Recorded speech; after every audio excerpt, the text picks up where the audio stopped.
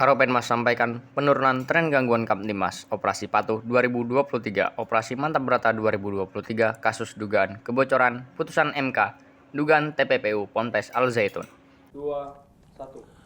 Assalamualaikum warahmatullahi wabarakatuh. Salam sejahtera bagi kita semua. Salam, Om Swastiastu, Namo Buddhaya, salam kebajikan. Kepada seluruh masyarakat Indonesia, pada hari ini Kamis 20 Juli 2023, saya selaku Karopenmas Diphumas Polri akan menyampaikan beberapa informasi. Yang pertama, gangguan Kamtibmas tanggal 19 Juli 2023. Secara umum, tren gangguan Kamtibmas mengalami penurunan sebanyak 698 kasus atau 36,62%, yaitu pada hari Selasa 18 Juli 2023 sebanyak 1.906 kejadian dan pada hari Rabu 19 Juli sebanyak 1.208 kejadian. Apabila dilihat dari data tren jenis kejahatan yang menjadi catatan kepolisian, ada 5 kasus kejahatan yang jumlah kejadiannya tertinggi.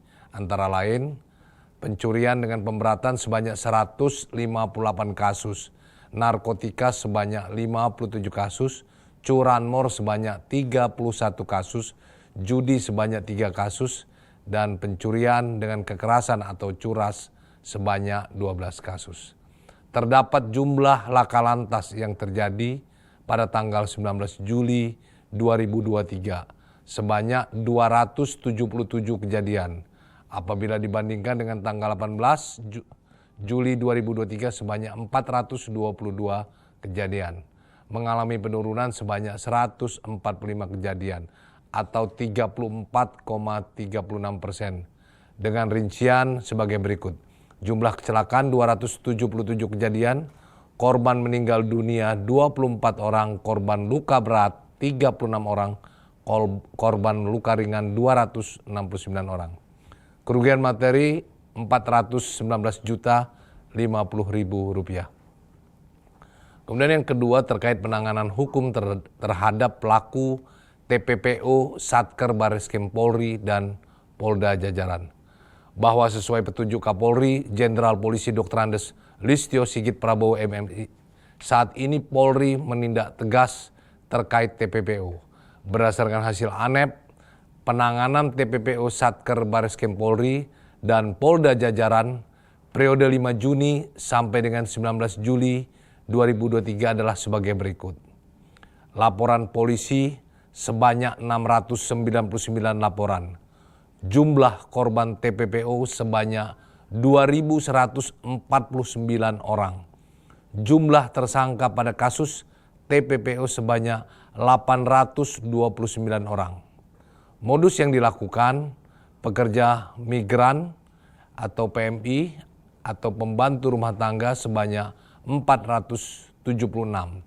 Yang kedua, ABK sebanyak 9, kemudian PSK sebanyak 208, dan yang keempat adalah eksploitasi anak sebanyak 52 orang. Kemudian terkait Operasi Patuh 2023 sampai dengan hari ke-9 Operasi Patuh 2023 pada tanggal 18 Juli 2023 total jumlah penindakan pelanggaran lalu lintas by etle dan tilang manual sebanyak 29.211 dan jumlah teguran sebanyak 242.800. Adapun 3 pelanggaran terbanyak oleh kendaraan roda 2 yaitu tidak menggunakan helm SNI sebanyak 148.514 pelanggar, melawan arus 39.011 pelanggar, berkendara di bawah umur 18.869 pelanggar. Adapun 3 pelanggaran terbanyak oleh kendaraan roda 4 yaitu tidak menggunakan safety belt 30.273 pelanggar, melebihi muatan 5.240 pelanggar, melawan arus 5.277 pelanggar. Apabila dilihat dari data laka lantas pada hari ke-9 pelaksanaan operasi patuh, yakni tanggal 18 Juli 2023 sebanyak 330 kejadian. Apabila dibandingkan dengan tahun 2022 sebanyak 156 kejadian, mengalami kenaikan sebanyak 174 kejadian dengan rincian sebagai berikut. Korban meninggal dunia 33 orang, korban luka berat 34 orang, korban luka ringan 403 orang. Kerugian materi 485.987.500 rupiah. Adapun jumlah laka lantas berdasarkan jenis kendaraan bermotor yang digunakan yaitu 442 sepeda motor, 8 mobil penumpang, 43 bus, 55 mobil barang, 12 kendaraan tidak bermotor.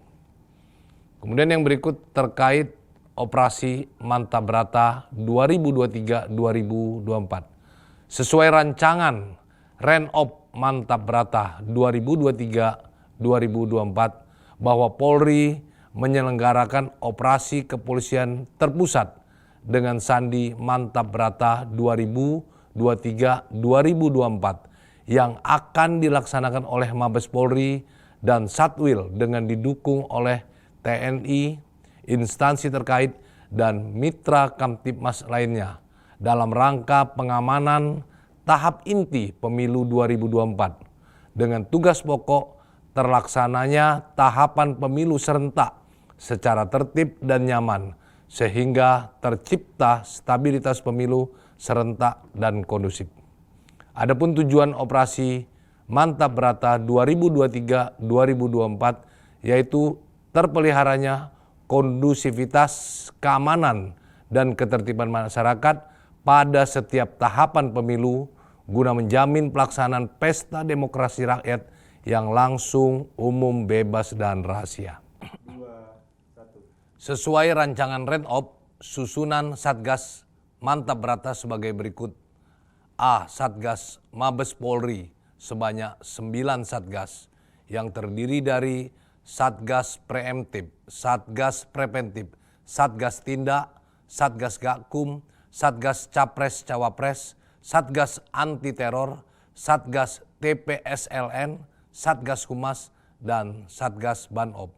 Kemudian yang B, Satgas Polda sebanyak 7 Satgas, terdiri dari Satgas Preemptif, Satgas Preventif, Satgas Kamseltip Carlantas, Satgas Tindak, Satgas Gakum, Satgas Humas, dan Satgas Banop.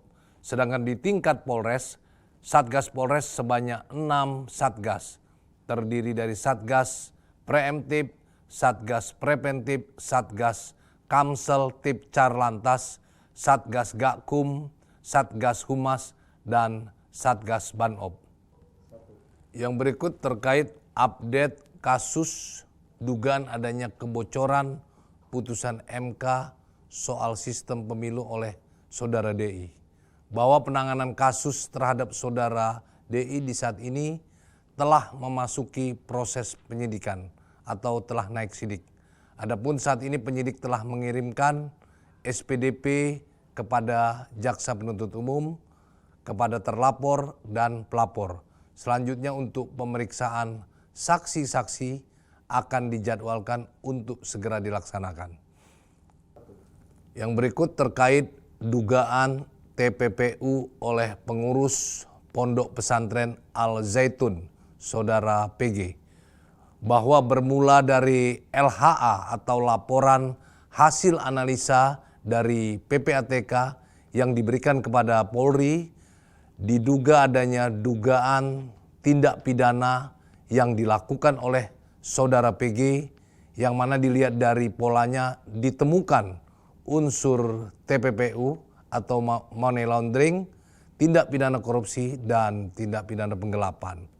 Bareskrim Polri dalam hal ini, Direktorat Tindak Pidana Eksus akan meminta keterangan informasi dari ahli PPATK, ahli korporasi, dan ahli lainnya dalam minggu ini.